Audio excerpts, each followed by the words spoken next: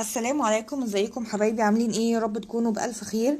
الفيديو المنتظر زي ما طلبتوا مني على الطبيعة. انا اصلا كل الصور والموديلات اللي بتكون على البيج بنزلها على الطبيعة، وبحاول انزل لكم فيديو عليه كل الموديلات وكل موديل منفصل. فحبيت النهاردة اصور لكم جزء من موديلاتنا وشغلنا على الطبيعة، واعمل لكم اكسكلوزيف كده على الموديل عشان تشوفوا الخامة بجد فوق الروعة، هايلة جدا، وميكس الالوان بقى خطير علشان تشوفوا الحاجات كلها على الطبيعة والموديل من قريب.